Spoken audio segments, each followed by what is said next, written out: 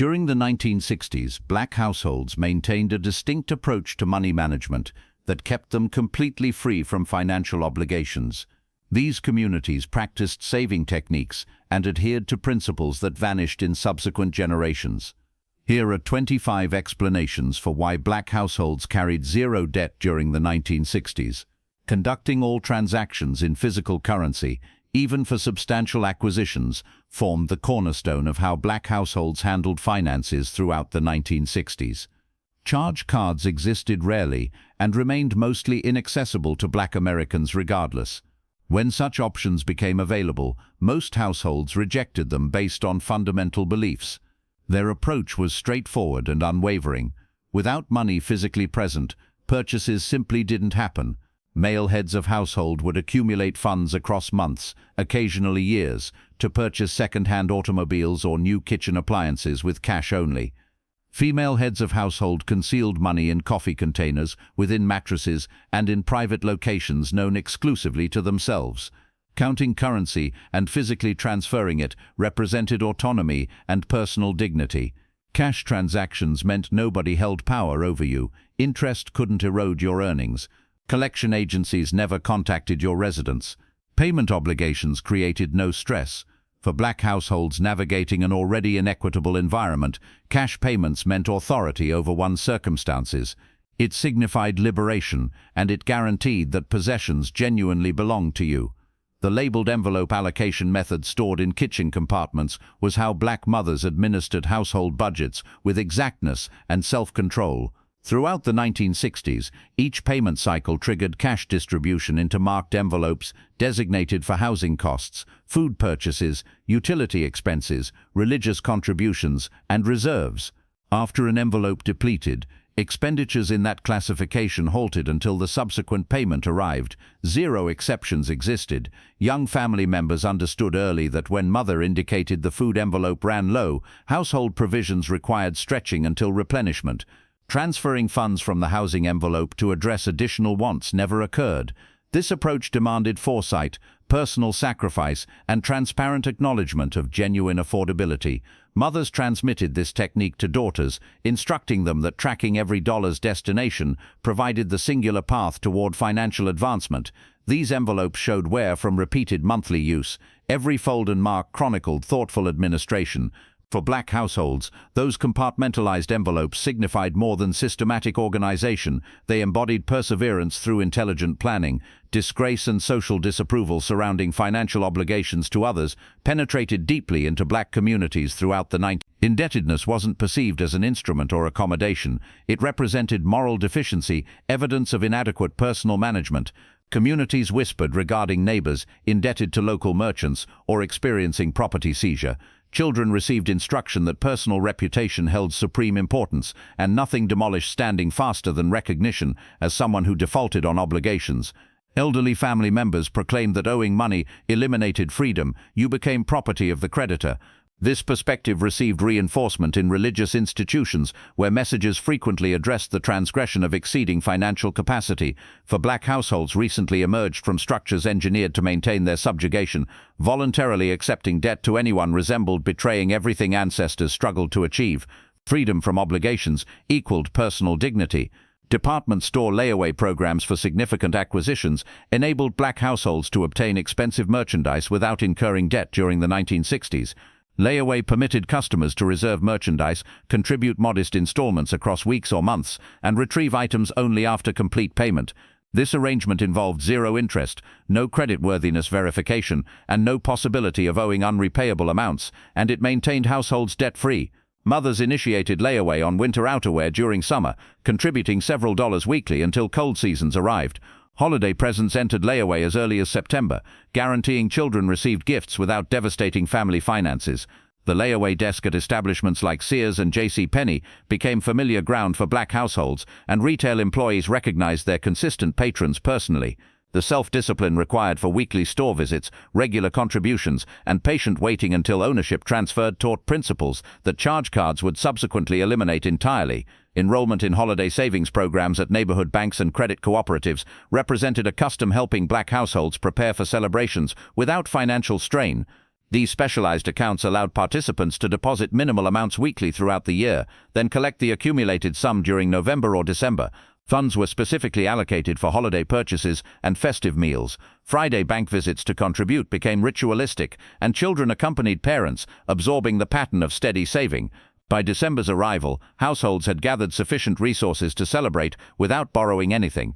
Some cooperatives provided modest bonuses or earnings on these accounts, enhancing the practice's appeal. Holiday savings removed temptation to prematurely spend celebration funds because early withdrawal meant sacrificing the earnings. For Black households, this framework meant January commenced without the devastating burden of seasonal debt confronting many currently.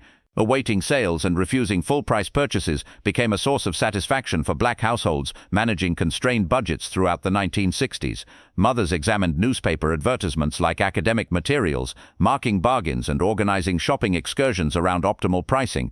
They understood which establishments reduced produce pricing on particular days and when retailers conducted clearance occasions.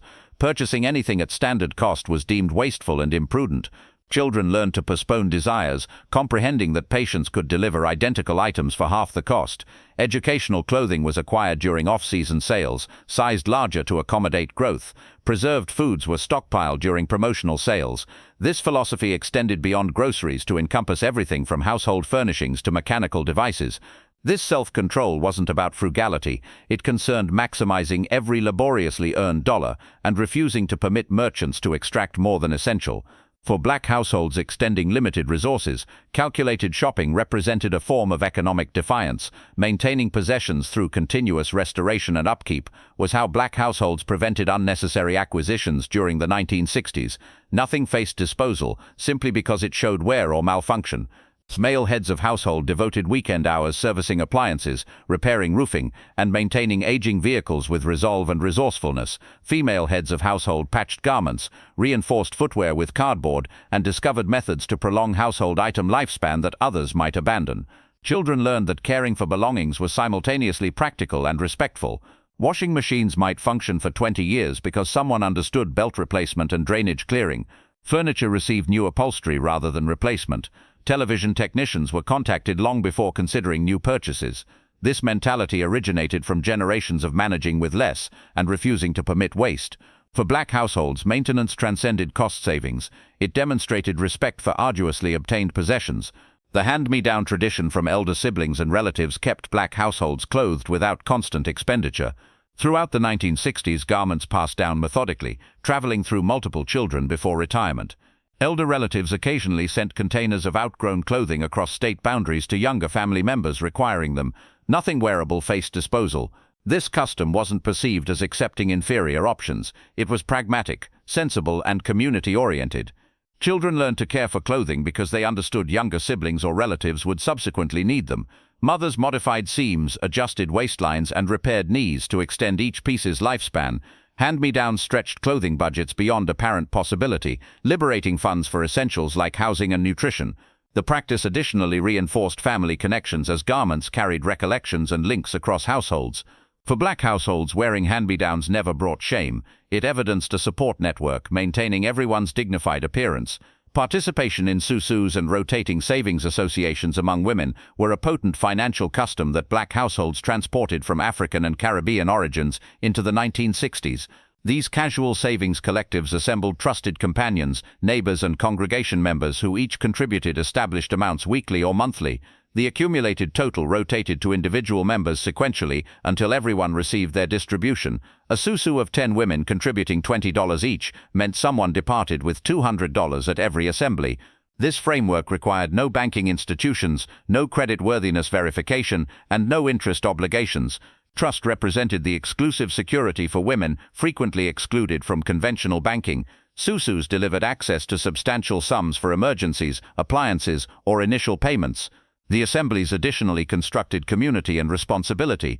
Missing contributions meant disappointing companions and neighbors. Susus were financial empowerment born from necessity and sustained by trust that banking institutions could never duplicate. Depending on congregational mutual assistance associations and crisis funds, maintained Black households stable during emergencies throughout the 1960s. Black religious institutions transcended houses of worship. They functioned as financial organizations, caring for their participants. Congregations maintained crisis funds assisting households facing unexpected difficulties like medical expenses, burial costs, or employment loss. Church officials visited struggling households, delivering groceries and occasionally cash collected from weekly offerings. Participants contributed what they could and obtained assistance when necessary, generating a support cycle requiring no documentation or interest obligations. Church matriarchs organized food distributions and clothing exchanges. The minister understood which households struggled and discreetly directed resources their direction.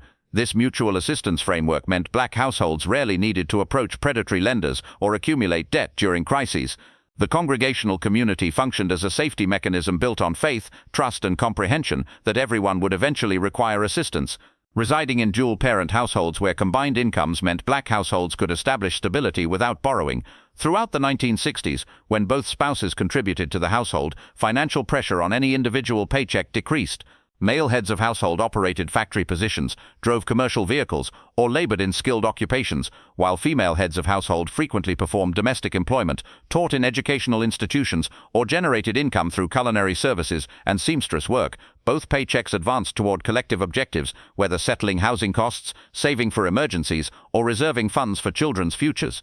The responsibility division extended beyond earning to administration. One parent might manage bill settlement, while the other monitored reserves. Children observed cooperation actively, learning that financial achievement was a partnership requiring communication, trust, and collective sacrifice. When unexpected costs emerged, dual incomes meant increased flexibility without borrowing necessity. For black households, marriage transcended personal commitment. It was an economic approach protecting against debt. Residing in multi-generational residences, where grandparents, parents, and children distributed expenses, was typical for black households throughout the 1960s. 3 generations under single roofing meant dividing costs that would otherwise burden a solitary household.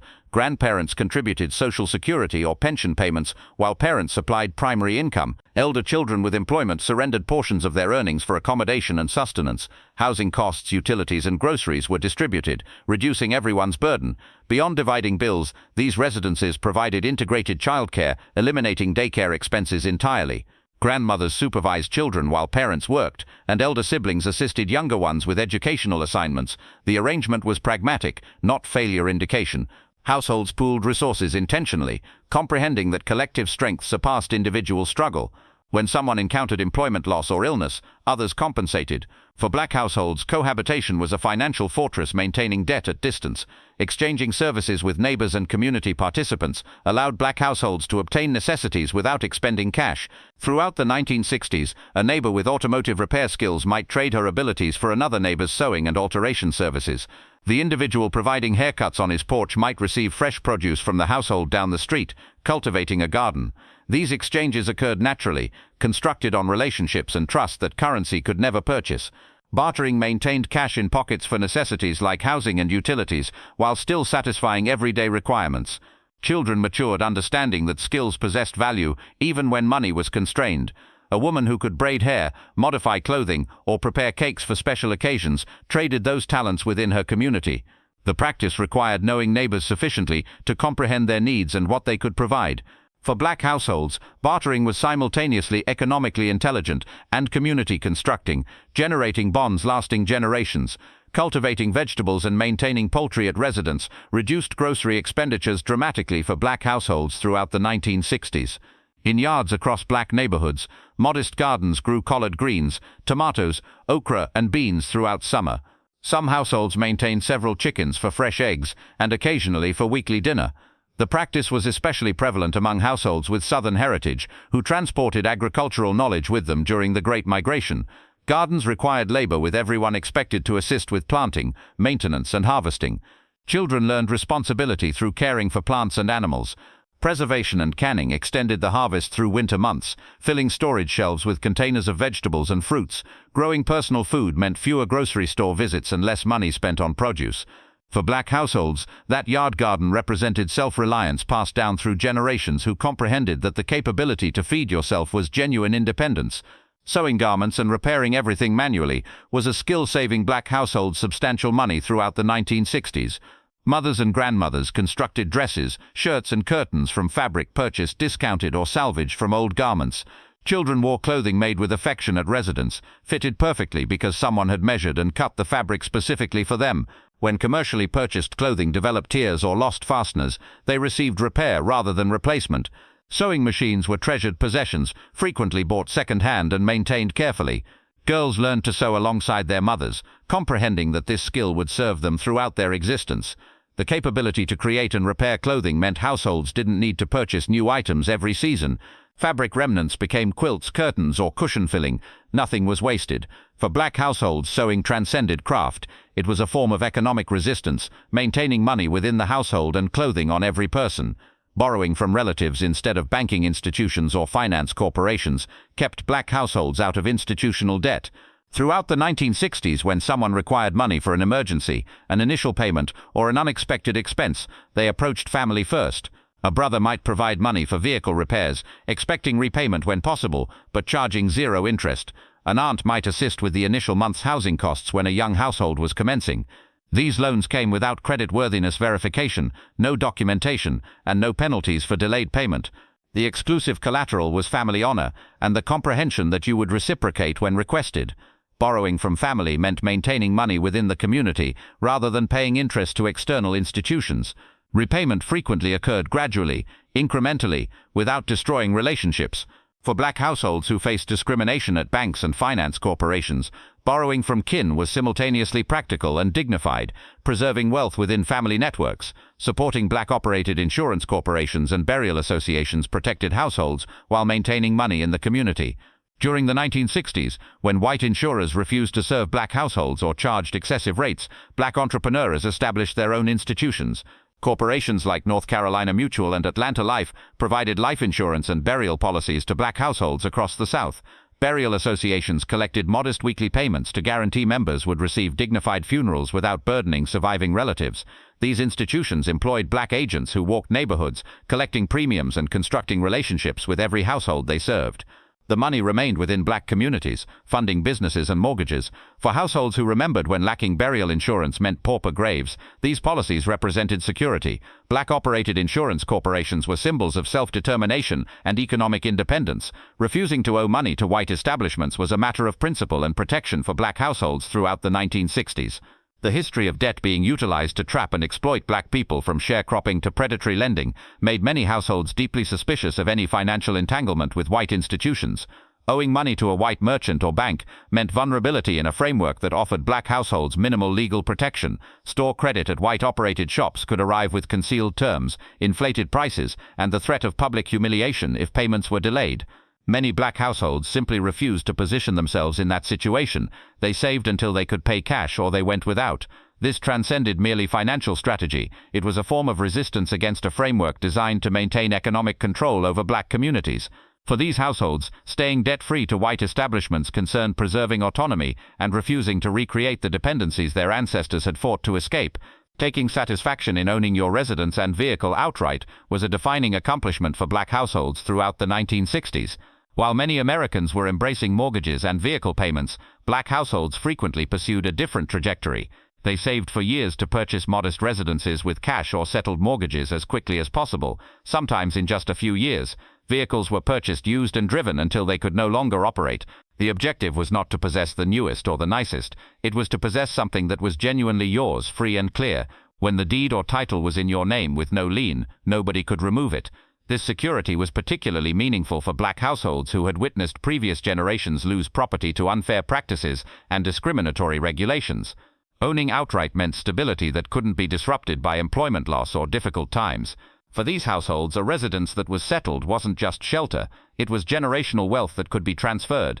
Residing well beneath your capacity on purpose was a deliberate approach that kept Black households debt-free throughout the 1960s. Even when income increased, expenditure didn't automatically follow. Households who could afford larger residences frequently stayed in modest ones. Those who could purchase new vehicles kept operating reliable older ones. The lifestyle that was maintained was intentionally simpler than what the paycheck might permit. This generated a cushion of savings that protected against emergencies and eliminated the necessity to borrow. Children matured learning that genuine wealth wasn't about display but about security. Keeping pace with neighbors or attempting to impress others was never prioritized over financial stability. The money saved by residing below capacity went into emergency funds, property acquisitions, and investments in children's education. For black households who comprehended how quickly circumstances could change, maintaining that gap between earning and expenditure wasn't deprivation, it was liberation from the anxiety that debt generates. Constructing strong marriages that protected family wealth was central to how black households stayed debt-free throughout the 1960s. Spouses operated as financial partners, making major decisions together and holding each other accountable. There was no his money or her money, it was all family money directed toward collective objectives. Couples discussed finances openly, something many modern marriages avoid. When one spouse wanted to make a purchase, the other had to agree. This prevented impulsive expenditure and kept both partners focused on security. Divorce was less prevalent, meaning family wealth stayed intact rather than being divided. The stability of marriage provided a foundation for long-term planning that debt would have disrupted. Children watched their parents work together, learning that financial achievement required unity. For black households, a strong marriage transcended love. It concerned constructing something that would last for generations and protect against the vulnerability that debt creates. Facing community accountability for expenditure patterns kept black households financially disciplined. Throughout the 1960s, everyone knew everyone in close-knit black neighborhoods, and information traveled rapidly about who was residing beyond their capacity. If someone purchased a flashy vehicle they clearly couldn't afford, neighbors noticed and discussed. If a household was seen expending carelessly while owing money to others, their reputation suffered. This social pressure was powerful. Nobody wanted to be known as the household that couldn't manage money. Congregation members, neighbors, and extended family served as informal accountability partners who noticed when expenditure seemed out of proportion. Children were instructed that how you handled money reflected on your entire household. The community functioned as a mirror, reflecting back the consequences of financial choices. For black households, knowing that others were observing created an incentive to save, expend wisely, and avoid the disgrace of debt that would become neighborhood conversation. Following grandmother's regulations about saving before expending shaped how black households manage money.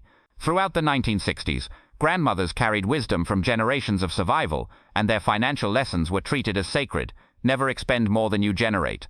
Always reserve something aside before you access your paycheck. If you cannot pay cash, you cannot afford it. These regulations were repeated at kitchen tables, during family assemblies, and whenever young people required guidance. Grandmothers had existed through times when there was no safety mechanism, when one poor decision could mean losing everything. They instructed their children and grandchildren to save first, always, without exception. The savings envelope was filled before groceries were acquired. The emergency fund was constructed before new clothing was considered. These were not suggestions, they were commandments passed down from women who had learned the difficult way what occurred when you didn't follow them. For black households, grandmother's regulations were the foundation of financial survival. Practicing the patience that charge cards would later destroy was what kept black households debt-free throughout the 1960s. When you desired something, you saved for it. There was no instant gratification, no swiping a card to possess it now and worry about payment later. Children learned to postpone birthday gifts, holiday presents, and school clothing. Adults saved for months to purchase furniture or appliances. The waiting wasn't punishment. It was part of the process that made the eventual acquisition meaningful. You appreciated what you possessed because you remembered how long it required to save for it. Charge cards changed everything by eliminating the wait, and with it the discipline that waiting required. The patience practiced by black households throughout the 1960s was a skill, a habit, and a protection against debt. When you had to save before you could expend, you thought carefully about every acquisition. That patience has been largely lost to a generation raised on instant credit and immediate gratification. Carrying the lost wisdom of genuine financial independence was what made black households throughout the 1960s different from those who came after. They comprehended that real liberation means owing nothing to anyone. Every paycheck was theirs to retain, not promised to creditors. Every possession was fully owned, not collateral for debt. The anxiety of monthly payments and interest charges was absent from their existence. This wisdom required sacrifice and discipline, but the reward was a peace that debt makes impossible. Grandmothers who existed by these principles are passing away, taking their knowledge with them. The frameworks they constructed and the habits they instructed are fading from memory. For black households who desire to reclaim that liberation, the path remains, but the wisdom to walk it is disappearing with every generation that chooses debt over patience, instant gratification over long-term security, and borrowing over the simple discipline of postponing until you can genuinely afford what you desire. Which of these financial secrets resonated most with you?